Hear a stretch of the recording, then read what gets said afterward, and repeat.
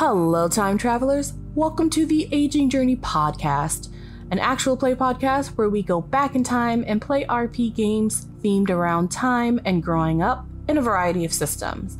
I am your game master, Tanya, and this is The Red Bridge, a children's fantasy adventure using the Kids on Bikes system inspired by works such as The Phantom Tollbooth, Alice in Wonderland, Jumanji, and The Wizard of Oz. We are playing Kids on Bikes, a tabletop role-playing game that allows players to explore a mysterious and supernatural world set in a small town during the 1980s and 90s. Our players embody characteristics called tropes and roll dice based on their brains, brawn, fight, flight, charm, and grit. The higher the stat, the better their skill. Each player has a top stat where they roll a d20 and a bottom stat where they roll a d4. In this game, dice explode, where if you roll the maximum on a die, you get to roll again, infinitum. Our players for this campaign were made from scratch, and tropes are custom. There may be mature content depicted in our gameplay, but the players and I are using safety tools, and all content warnings will be in the description below. You can listen to the audio of the podcast on Spotify, iHeartRadio, Amazon Music, or the Aging Journey website, or watch it on YouTube. Follow us on Twitter, join our Discord, or support us on Patreon. All links will be in the description. Also, don't forget to subscribe. Well, I think that wraps up the spiel. Enjoy the journey. Hello, time travelers, and welcome back to the Aging Journey podcast's inaugural campaign, The Red Bridge. Content warnings will be listed in the description. Let us begin our adventure. It is 1987. The summer has just begun and school has ended. There's a birthday boy running barefoot across fresh-cut grass. His birthday hat firmly on his head. He's smiling and laughing. He has short blonde hair that's messy from the day's activities. He's being chased by an olive-skinned boy with dark hair. He, in turn, is being chased by a little girl, missing a tooth in her front teeth, and her short hair in two pigtails. And bringing up the rear of this group is another young boy, pants already dirty and ripped, and a stick poking out of his hair. Caleb, Juke, Willow, and Jimmy. Four friends who at this point are, I think, 5 and 6 and 7. 4, 5, and 6, and 7, I think. At this time, Caleb, the birthday boy, and his friends are all playing in the backyard of Juke's yard. It's your 7th birthday, Caleb, and as per tradition in the hills, each household in the neighborhood rotates who hosts the kids' birthdays in the summer. So this year, it's your best birthday yet because the Baldwins are hosting, and their house is huge. There's a huge table with a big old spread of food on it, and there's a second table that's full of already opened presents. Presents have been opened, cake has been served, happy birthday has been sung. At this point in the party, you and your friends have been playing tag for who knows how long. And at this point, you all rush past the present table, and a big box falls on the ground. Now, normally this wouldn't stop you all, but it landed with a loud thud. And when you stop and turn around, there's a big, beautiful red box, perfectly wrapped with a fluffy blue ribbon bow, sitting nicely unopened. Your friends see you've stopped playing. They follow your gaze to the box, and Juke picks it up. It has your name on it. Must be a birthday gift you missed opening. As the four of you crowd around this box, Caleb unties the ribbon, lifts the top of the box, pushes the crisp white tissue paper to the side, and sees a title on a blood red cardboard box sitting inside. It reads, "The Red Bridge." You all gasp excitedly. And your hands are already inside of the box, ripping the contents out and reading it. The box reads, "The Red Bridge, a fun game of imagination for all ages. Hours of fun in the land of Avaria. For ages 4 and up. Real metal train included. 5 tokens included." Everyone is ecstatic, but the celebration is already kind of starting to come to a close. So you all quickly pull the pieces out of this cardboard box. Caleb, you read the instructions, and as you do, being the eldest, you give clear instructions on what it is you want everyone to do. The instructions read, "Welcome to the splendiferous world of Avaria, where you and your friends will embark on a thrilling adventure to cross the Red Bridge and win the game. The objective of the game is to be the first player to travel across Avaria and reach the Red Bridge on the other side of the map. The first player to do so will win the game." The map is unfolded and is placed on the grass. It gives you a list of things to do. You need to unfold the game, which you've already done, and place it on a flat surface, which you've already done. Next, you need to place the bridges on the map. Then each player must possess a coin. You roll to see who goes first. Highest roll gets to place the train at the start to begin the game. So, Caleb, who places the board down and rolls the dice? I think probably he has Juke to put it down. He's just so excited about the bridge and the dice and the funny train. He would definitely push his way to the front so that he could roll the dice first. So Juke places the board and you roll the dice. Who places the bridges? That would be Willow. I think Willow got some good creativity in bridge placement. Who passes out the coins? Jimmy. Definitely Jimmy. Or maybe strike that and reverse it. Jimmy gets the bridges and Willow gets the coins. And who? Actually, I think you made the decision already that you were rolling the dice. So go ahead and roll a d4. Absolutely. And each number will be the order we're all in. So Caleb will be 1, Jimmy will be 2, Juke will be 3, and Willow will be 4. Let's see who places the train. 1d4. 3. Lucky. Juke, you have the honor, perhaps because it's your family's house this year and they've thrown a banging party for Caleb and you all. You all have had such a great time that Caleb is gracious enough to allow you to set the train on the start and begin the game.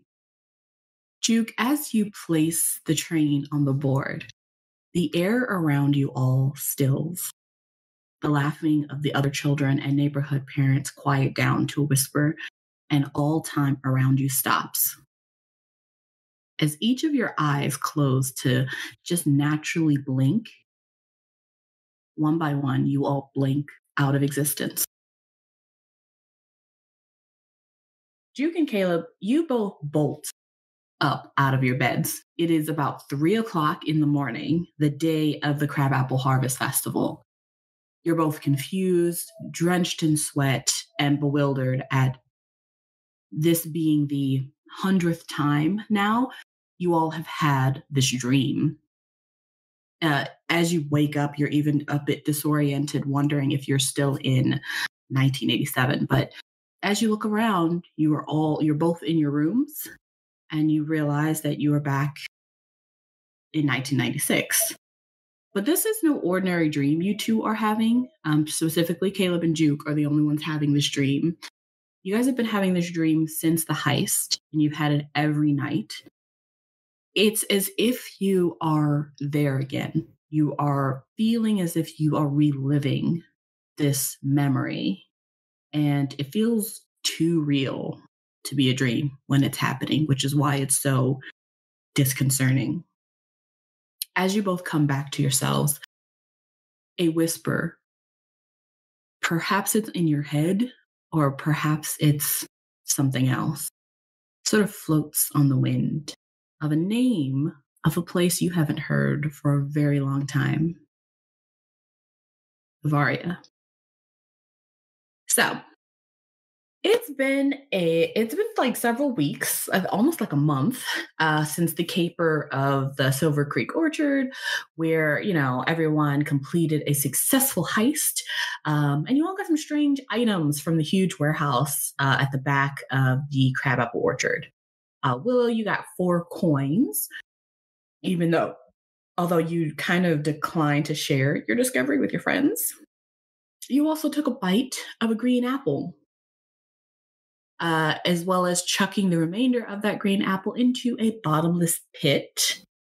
Jimmy found a strange piece of ancient jewelry wrapped carefully in like bubble wrap.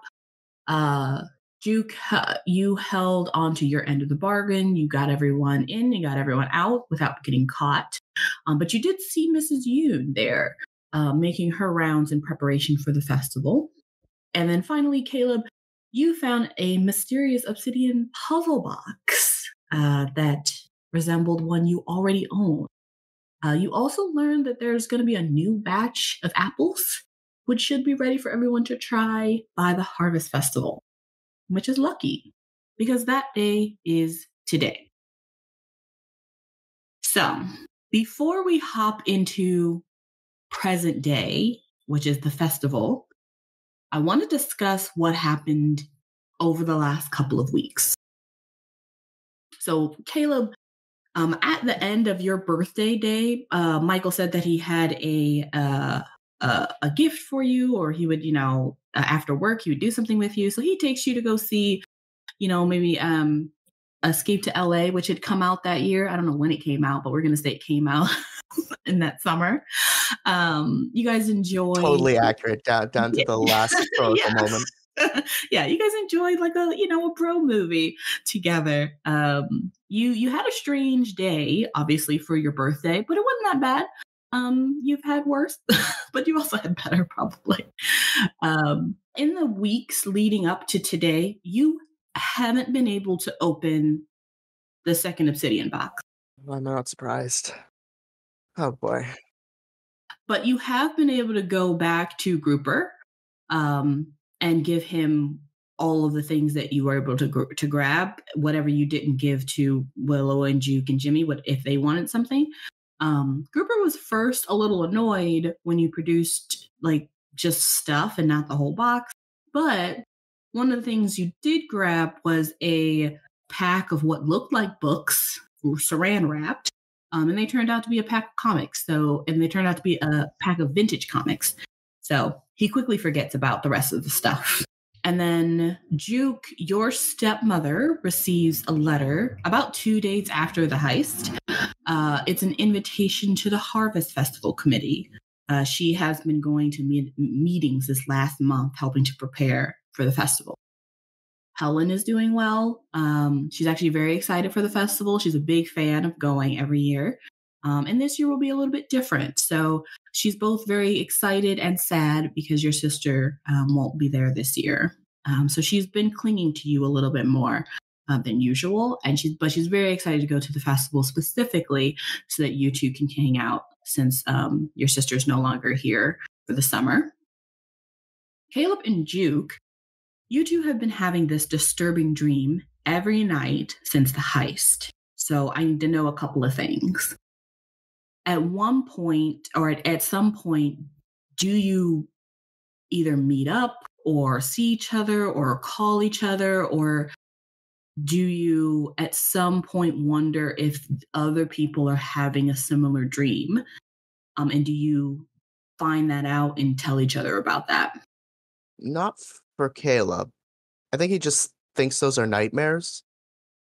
You know, when you like have a bad experience during a day and that kind of sticks with you either through your dreams or through your thoughts. He just Mhm. waves them off as things he just got to get over. Okay.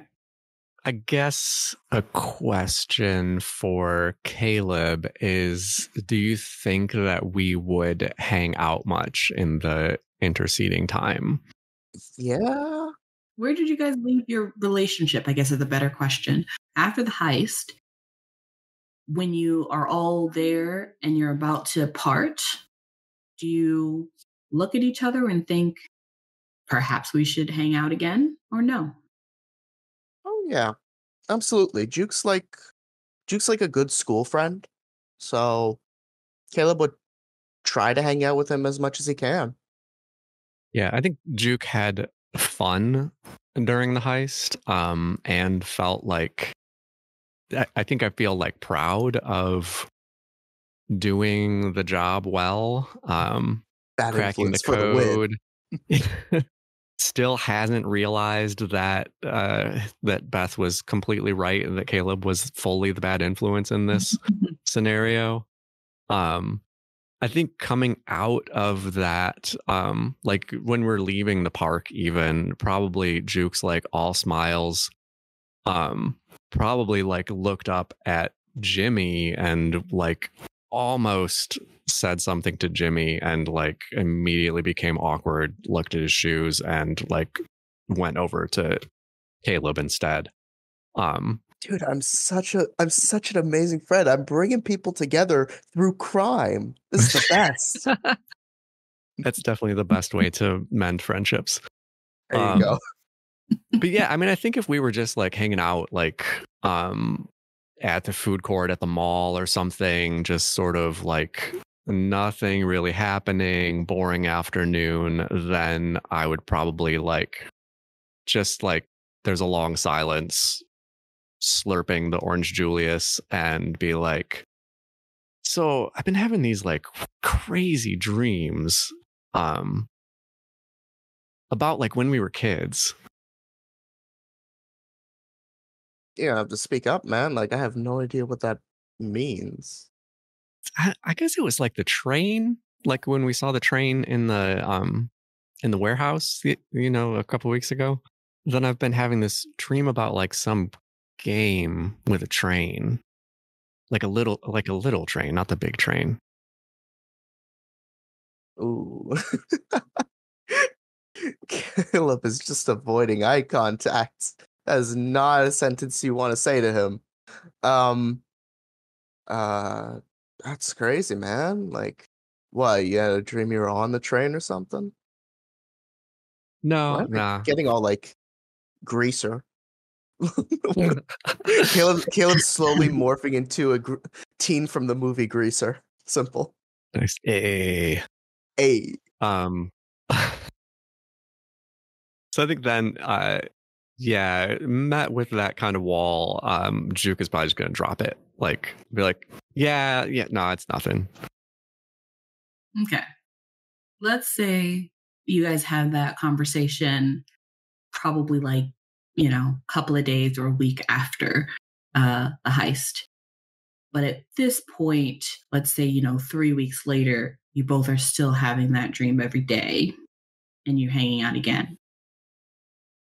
I would 100% not bring it up again.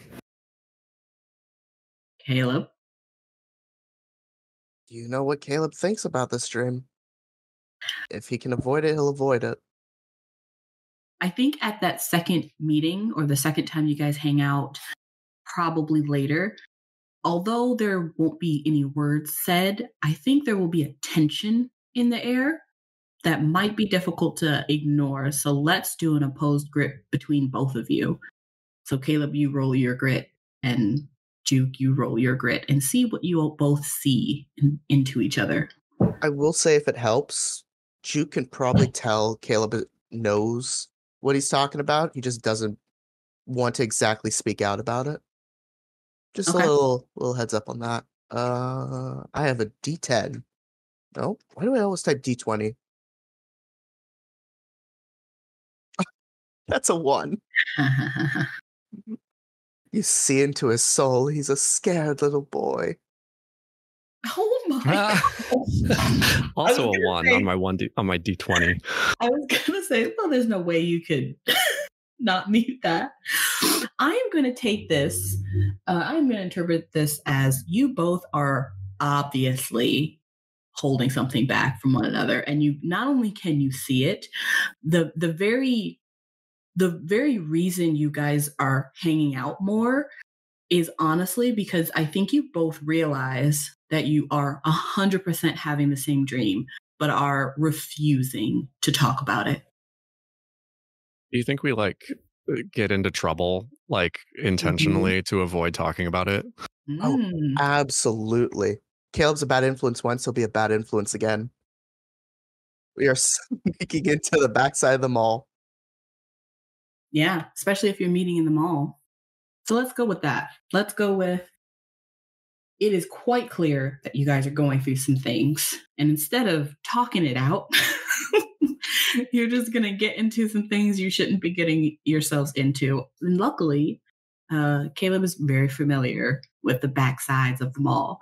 So in the next couple of weeks, you two have been literally just running the security at the mall ragged.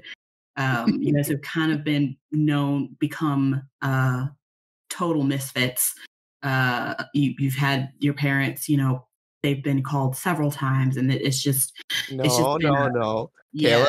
Caleb and Juke get away with it. Don't give me that. At least give me a roll for it. I'll say that you guys probably get away with it, but not now. It's open. There are cameras. You guys are definitely getting seen at some point if you're doing it a lot. Plus, you are already pretty familiar. You're already known in the mall, in the area. So I think after a while, you guys are just kind of, getting on everyone's nerves. Wanted posters in the security office. Yeah. But I think that's perfect. I think that's a good way that unfortunately, that those types of activities become a bonding for you two, and you tend to get closer because of it. So I think that's perfect. And we will leave that there to come back to the present with Caleb and Juke, and we will move over to Willow and Jimmy. Willow, you came back after the heist, and you placed your hard-earned treasures with the others in your box under your bed. You now have 4 coins, the red bridge, and the train. Do you continue to keep it a secret from Jimmy? She probably would. She wants to get all the pieces and then be able to present to him. Mm-hmm. She wants it to be a surprise. Yes, of course.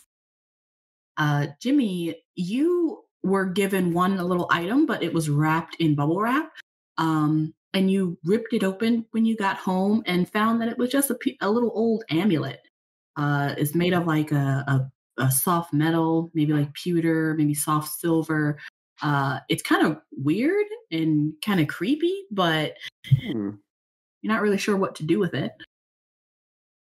I think I would keep it in my room until I find a new place to build the kingdom, my castle, and then eventually would migrate over there. Mm-hmm. Speaking of the kingdom in Clem Woods, Willow and Jimmy, you both have not been able to get back into Clem Woods since the heist, because not only is there still caution tape all around the entrance, but now there are signs that say do not enter. There are signs that say danger. And there's also construction crews that have been disallowing entrance because they are indeed beautifying the park in preparation for the festival. So what have you two been doing when you can't get into the park? You have this strange amulet, and Willow, you still need to find the other pieces to the game. I think Jimmy has taken it on as a quest to try and find the stuff that was lost in the park, either just trying to figure out where it's been taken or what's happened to it, whether they just threw it away or not. Mm-hmm. Willow? Willow, I think she would probably, like, if she and Jimmy ever, like, met up, like, after that or in between things, she'd probably, like, start talking about, like, weird little building plans, like, you know, like, all the different sketches that people do whenever they're, like, preparing to build a house. She's like, all right, let's get a plan down for whenever those people finally leave and could rebuild. All right, that makes sense. Interesting.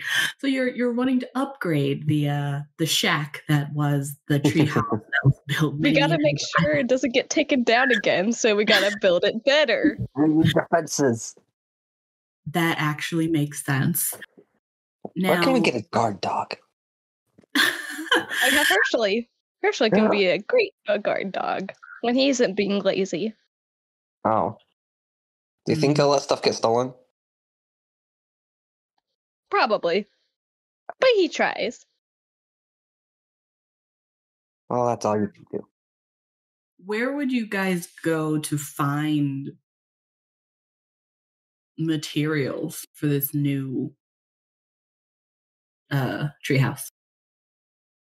We're just walking around the neighborhood, like looking for like broken fences, maybe, or like just like a random like maybe like different like pieces of plywood that are just like left in people's old backyards, and like if they aren't using it and it's like still there, I should probably ask them, be like, "Hey, can I take this and use it to build our fort?" Sure. She would just wander around the neighborhood, just collecting whatever the materials. That makes sense. Clem Woods is probably closed and they're doing construction long enough for you two to gather new materials. And they reopen, revitalized and beautified about 3 days before the festival. Time to destroy it. Time to build a castle. You two return to Clem Woods. It looks kind of the same. You're not really sure what is too different. Really, as children, like it looks like a park, but really they beautified it based on what adults would kind of like. So it is prettier, but you wouldn't really probably notice it. What you mainly notice though is that the tree, you are able to find the tree this time, but the tree does indeed no longer have your tree house. It is gone. I take it that is there nothing lying scattered on the ground that they might have left behind? Is there not like a piece of like wood that's still stuck to it or something? Any toys that have found their way under the grass?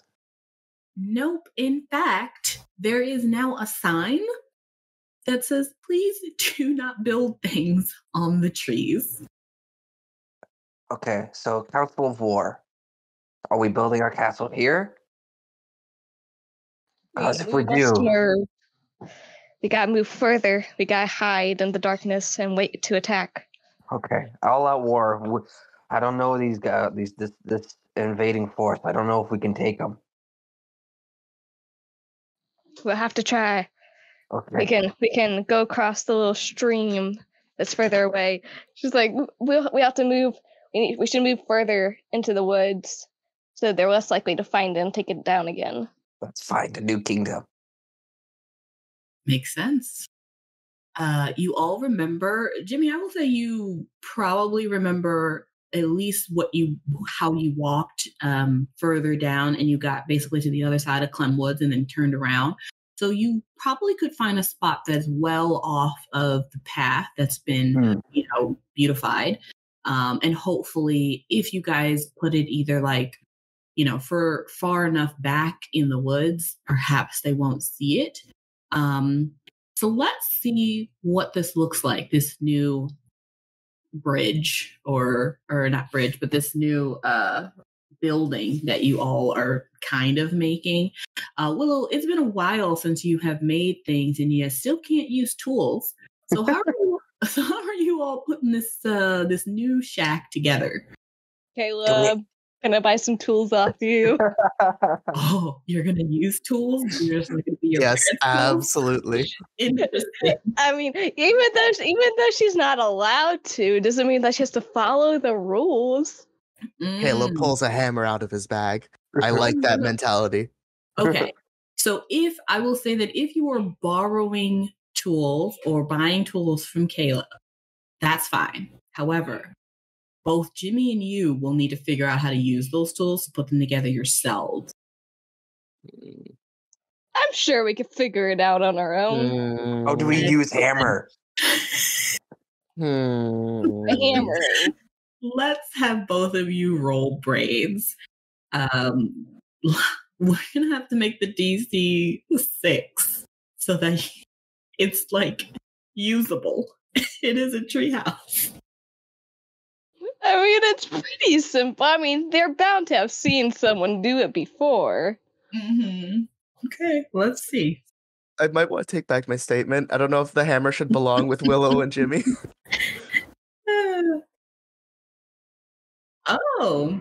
Well, I rolled a 6, thank God. Why is it not? I just really got it. Let's see if this works.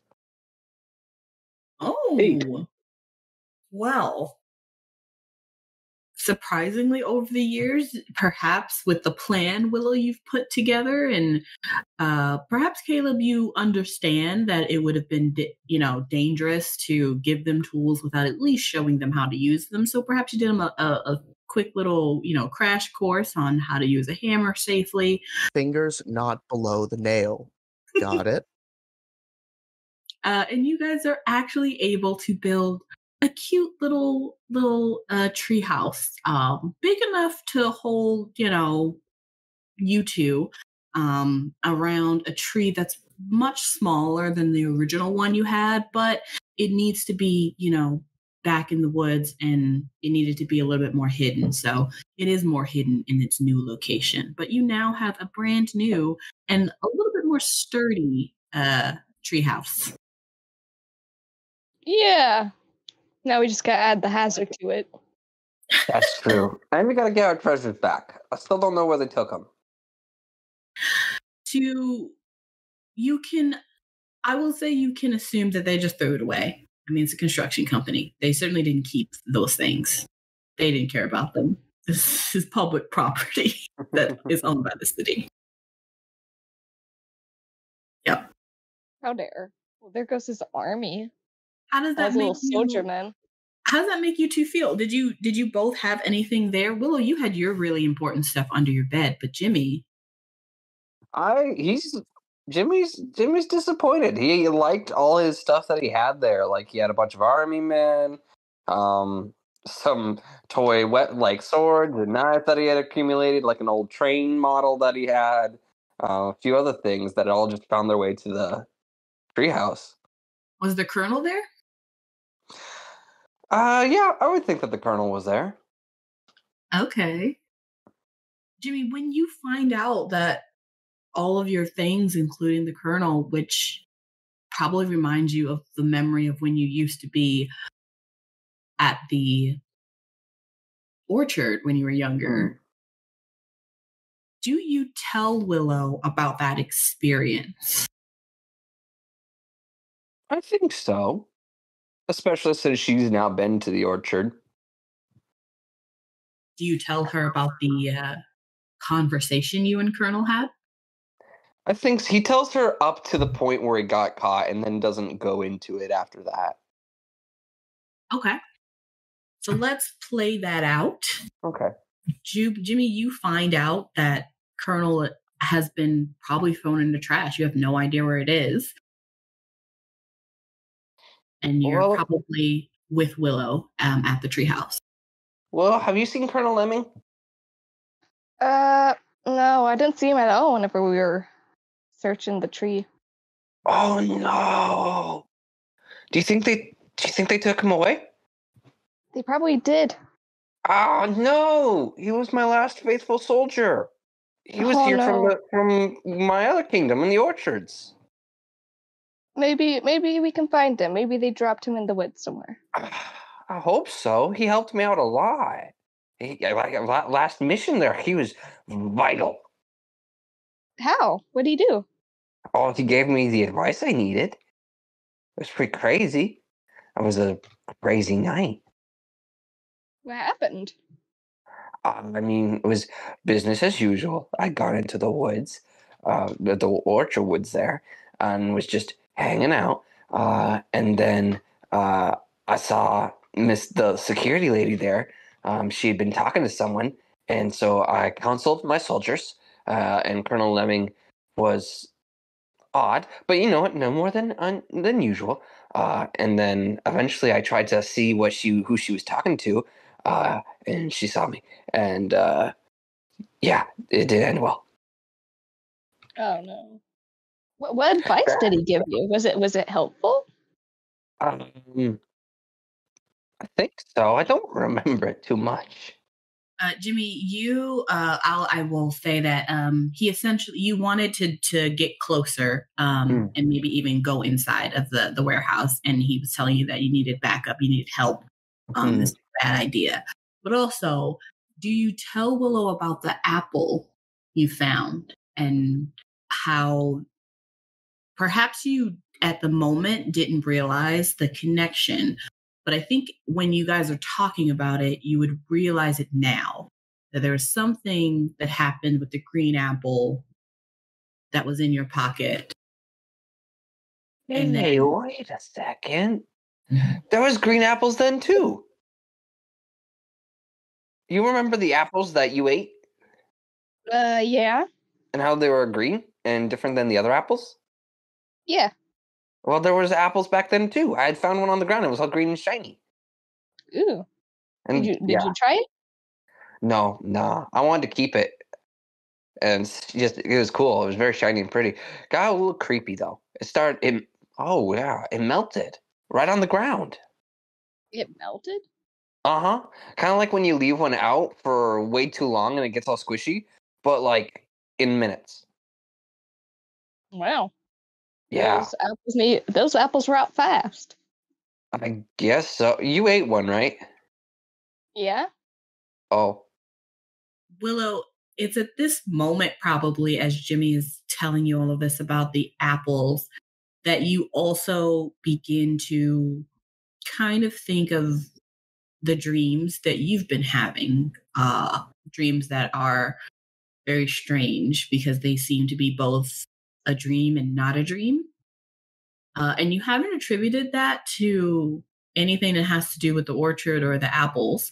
But now that you're hearing Jimmy talk about the colonel and how the apples seemed strange, now you're starting to maybe think there's a connection there.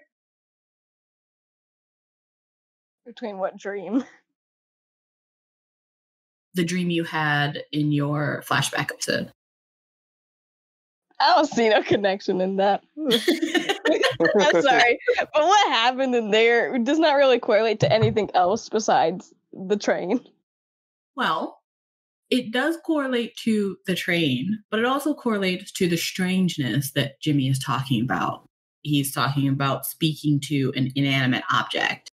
And you are talking about speaking to, and you would at this point either decide to talk about how you have been speaking to certain things that probably would seem strange, but probably not to Jimmy.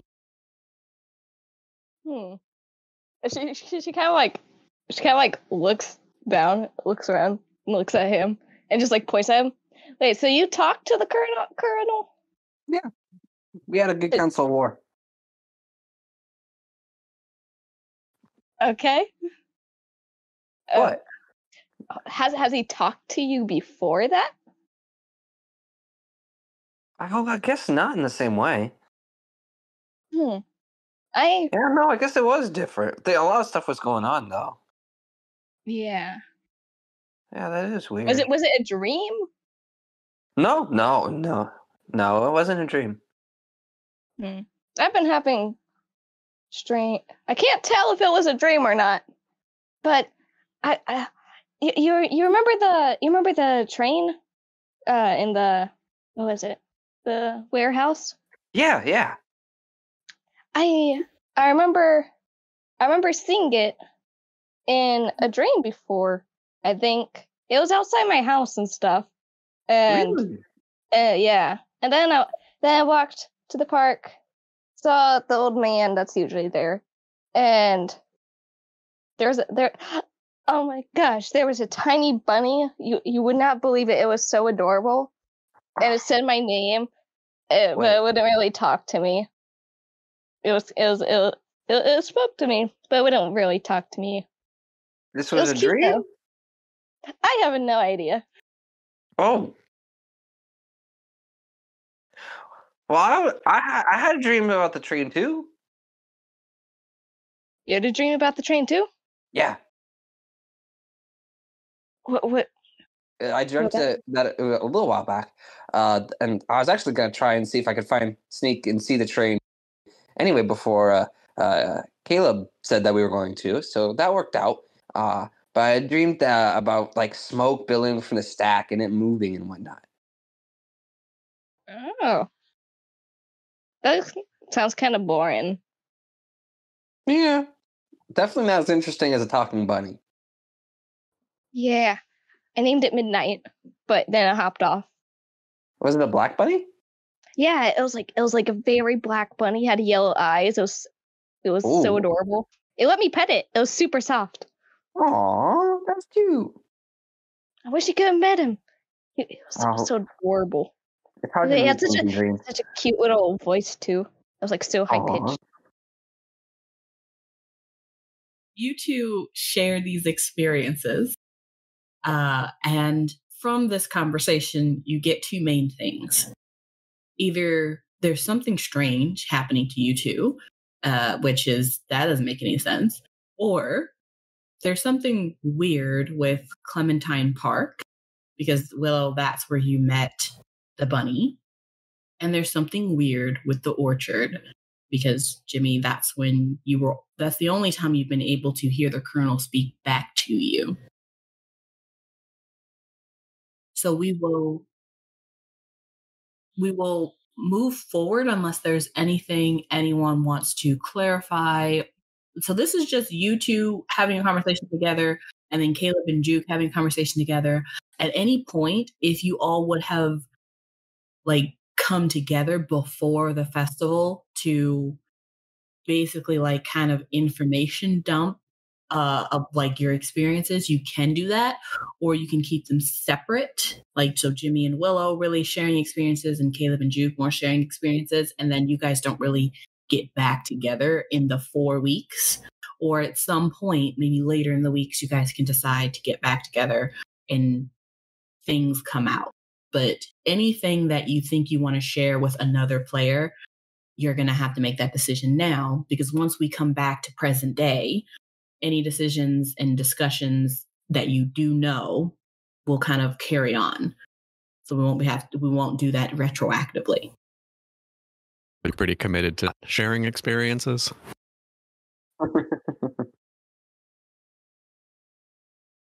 Is that everybody? I know Jimmy would not seek out Juke, and he would only talk to Caleb if like it was tagged along with Willow. Yeah, and Willow probably wouldn't talk about any of her experiences really with Caleb or Juke, because they don't really have the same sort of like idea and imagination as Jimmy. Now, Caleb, you saw the way that Willow was hiding something when she left. Would you try to press that as you're having these dreams and hanging out with Juke more? Or would you kind of forget about it? I think he'd press it once, just like at the end of the day after the heist was done. But that's about it. You know, she doesn't want to share, she doesn't want to share. Okay, let's finalize everything that's happened so far in your arc and make sure that I know and Juke knows essentially what you guys know about each other, because this is going to include your flashback. So do you share the mystery around the obsidian box with Juke? Yeah. I think in multiple occasions Juke would like see Caleb fiddling around with it, and then just curiosity and whatnot at that point. Okay. And so now that you have 2, would you give one to Juke? Ooh, I didn't even think of that. Yeah, Juke's probably smarter than Caleb, so at the very least, he'll give Juke an attempt to try to solve it. You're giving him the second one, not the original one? Yes. Okay, so then, Are they identical? yes. So a little bit about the obsidian boxes. So I'm calling them black obsidian boxes. They're not necessarily made of rock. They actually feel like they're man-made, like they're made of plastic. It's just that they are such a deep, dark, like purpley black that as you kind of move it around, it almost like shimmers different shades of black. It's very unique. Even though it feels like plastic, it doesn't look like that's the material. And it essentially is a cube. So it looks almost like a Rubik's Cube, except for it doesn't have, like, you can't turn it like a Rubik's Cube, but it is the size of a Rubik's Cube. And you can pull pieces out. So almost like a triangular pieces and square pieces. They're all different shapes. And then you can kind of like push them around, but it all just becomes a box again. So there's some way you need to like open it, like fully open it. But Caleb hasn't figured out how to do that yet. And so he's going to give you the second obsidian box, and you can just, fiddle with it, open up pieces, close pieces, shift pieces around, and see if you're able to open it yourself. So it's essentially a puzzle box. All right. So now Juke has a second obsidian box, the one that was found in the warehouse. And you are familiar with what that obsidian box is. You both know that each other are having dreams, and so you kind of bond over that, but you never talk about it. First rule of Dream Club: don't talk about Dream Club. Oh my gosh! I probably ask though where you got the first box. Oh, yeah. In that case, Caleb would say he was gifted it by Mr. Willock. Mm-hmm. Yeah. Now that's the nonconformity guy. Yeah, that's Okay. actually why I want to see him all the time. I'm going to say, Juke, you've never seen Mr. Willock because he's never actually in the store. So, Caleb, when you talk about Mr. Willock, you talk about your meeting there, but I guess we can make it canon into, I think I said that he's only there at night. So if you guys are like, messing around, have you guys have you tried to like introduce Juke to Mr. Willock? He actually did, I think, on the first day when we went shopping and he found him there. But after that, probably no. It would be dangerous. It would be dangerous? Yeah. Because, okay, so Caleb technically got away with his actions, but that was when the mall was first, like, being opened. Mm-hmm. So I'm guessing if they tried to sneak in at night, they probably would actually get caught. I see. Okay. Yeah. So you guys don't go back to the mall and do your shenanigans at night. It's always open hours. If I may make this canon, Caleb describes Mr. Willock to Juke like a vampire garden gnome that came to life. I'm just putting that out there Accurate. for the world. Impossible fan art. Anyway. I mean, that's actually quite accurate. Juke, you're probably not sure what to even make of that description of a man, but that's cool. Okay. So you have the second obsidian box. You know about Mr. Willock, but you've never met him before. And I think that's good. Anything else that Caleb or Juke, you two wanted to know, clarify, questions, et cetera, et cetera? I guess just as like a side question, Caleb's going to ask how Juke is doing. Because he does care about him as a friend. Yeah, he's good. He's been in a good mood. Probably like I think you probably like you're trying to distract yourself with the shenanigans, and like you can tell that I'm doing the same thing. But having fun. Good, yeah. It's actually really good. Excellent. Willow and Jimmy. So, Willow, you have at this point kind of told Jimmy all about your interesting adventures on your own. Do you now tell him about the contents of the box or no? Nope. He probably doesn't even know about the box. Okay. And then Jimmy, now that you know that there's something strange about Clementine Park and you are quite used to going out at night and figuring out, strange places, in between those couple of weeks, did you ever think to go out to Clementine Park at night to try and find whatever Willow saw? Probably a couple times. Mm-hmm. He's definitely a night owl. He goes out and explores. Would you do that on your own? I think he would first mention it to Willow and see if she's interested, and based off whether or not she decided to come, he would go anyway, but whether she wants to come is up to her. Okay. Willow? She probably would. She'll be like, all right, I'm going to show you where I last saw it and try and help him find the rabbit. But after a couple times and probably her dad getting upset at her, finding out that she's sneaking out with him, it's like, no. And she probably wouldn't be able to go with him anymore.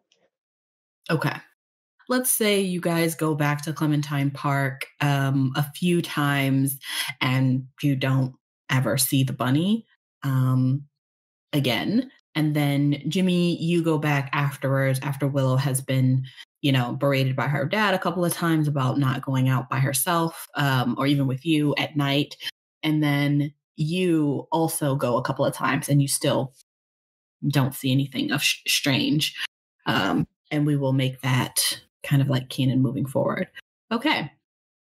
So we are now in present day again. It is June 15th, 1996. The Shady Creek Crab Apple Harvest Festival spans the entirety of both the orchard and Persimmon Park. I'm going to say it is in the morning. It has already opened. It's like 10 a.m. There is a thrum of people from the city or the town as well as outside of the town, because this is something that a lot of people come to. And I will say you are all currently arriving with your individual families. Are you all planning to meet up together?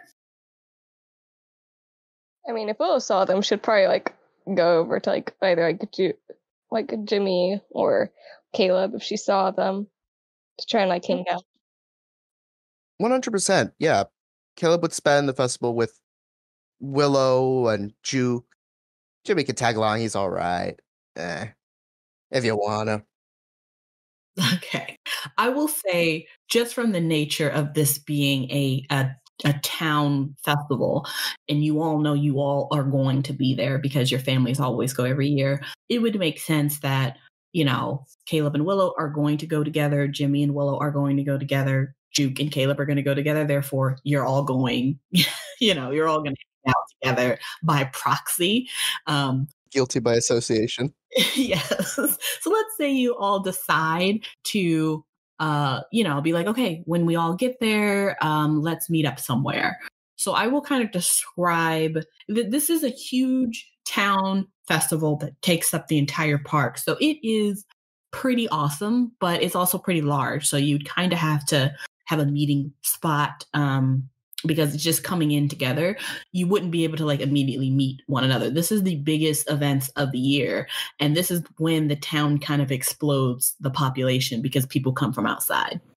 So as you all are arriving with your families, I will say also that Juke, when you come, you are holding Helen's hand.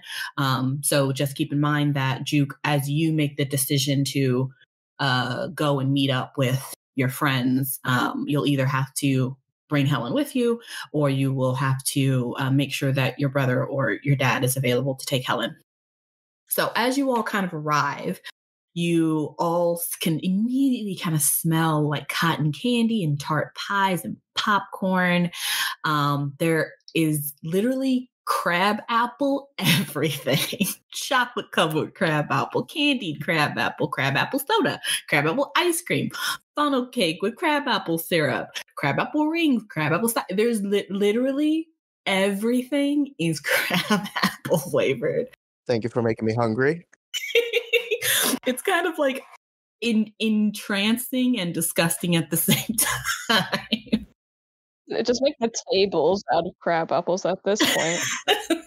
It's like crab apple bacon. How do you even what? Yeah. It's one of those where they really went high on the crab apple. And in as well as those things, there's like barrels of just crab apples just sitting on large picnic tables, sitting on the grass. They're scattered around. Like everyone and their mother and their grandmother and like whole families are just eating bushels of crab apples. I don't know if that's even like safe, but like everyone's eating way too many crab apples. Which is whole town's getting sick tonight. There's obviously going to be an alcoholic, section for adults only that will have all types of alcoholic beverages made with crab apples. Ooh, crab apple wine. Crab apple wine, crab apple ale. It's insane. There's also a Ferris wheel that you can see way in the back. It's actually already moving slowly. It's got a couple of patrons on it. And you can see it from the entrance of the park, but it's way in the back of the park. And then there is in the center a bit of madness. There's like a huge crowd because in the center is the beautiful antique steam train, the Aldera.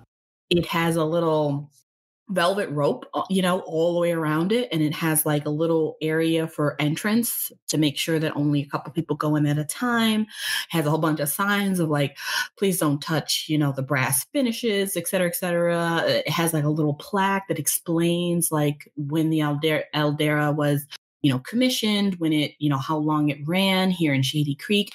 It is the crown jewel of the festival. And then right on the other side of this center section, on like the side of the center area of the festival, is a huge stage that already has like a couple of people lining the front. There's not like any rope or anything. It's a huge stage. And then there's just an open like field where you can just kind of sit or stand. So you see some people have like blankets, some people brought chairs. It's on the grass, but there are a couple of people you all notice as you all just come in with your family. It's just as you're just looking around before you all meet up. But a couple of you notice as you're just walking past that the people who are at the front of the stage, they look similar. They're all kind of like middle-aged to older women. They have their hair, done right, lipstick on, nails. They look like they want to be at the front of the stage looking cute. Interesting. So you all see that as you all are kind of just coming into this massive festival that is essentially the belle of the ball for the year. A couple of things that you all see that would catch your eyes individually. Linda is there, and she is there with Mrs. Yoon. And Juke, you actually come with your dad and your sister and your brother, but you don't come with Linda. She has already been here for hours now. I don't have a brother. Oh, you don't have a brother. My bad. No. But you're there with your dad. The brother vanishes. You no longer have a brother. The imaginary brother's gone. But she has been there for a while now, and you can kind of see that her and Mrs. Yoon are running around. So you kind of see them kind of coming in and out of like view. You see them going up on the stage. You see them going around, like they're running around. But they both have like big fake smiles on as they're greeting people. And then Michael is there. What is Helen excited about doing? She's a huge crabapple fan. Like, Okay. that's her favorite snack. In particular, she loves crabapple pie. She's a big patron of Vidalia's Eatin' Restaurant, who they have their own booth here at the festival. And they have I think it's 50 varieties of crabapple pie flavors. And she has tried them all.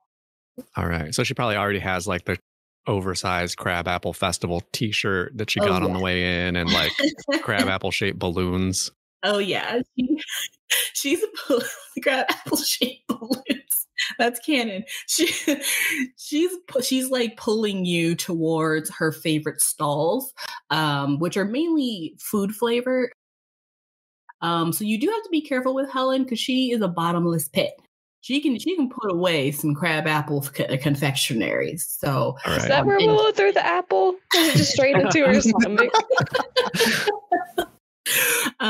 But she is still quite a young child, so she will 100% be running around with way too much sugar in her system and then crash. So you do have to watch that. We just a while back.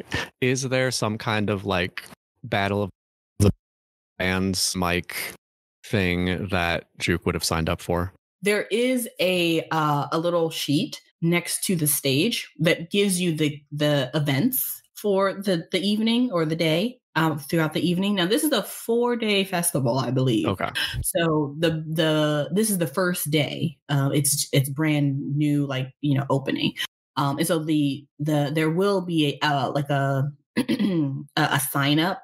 There is a sign up sheet for day 2, which is going to have nighttime local performers that you can sign up for. All right. So that is what you all see. Any questions about kind of how Juke was just doing? Any questions about what you're seeing or what you might be interested in? Caleb was considering maybe signing up with Juke and just being the singer for it. Okay, a little duet action. Love it. Yeah, I like it. Great. So you two and Helen make your way to the stage to the little section right next to the stage to sign up for the open mic times. Willow and Jimmy, what would you guys be most interested in being at the festival? Willow would probably be more interested in the game, whatever possible game stalls. That would usually have prizes and stuff, and the Ferris wheel maybe. Okay. Jimmy has the most disgusted face on because he hates crab apples. Yeah. And so these are the worst 4 days of the year for him. And the only reason he's here is because his family's here and his friends are here. So he's just with Willow, trying to focus on whatever she's doing and ignore everything else. Yeah, Jimmy, usually being the wild one and chaotic one, is actually quite subdued in this atmosphere because he's surrounded by people who for some reason love crab apples.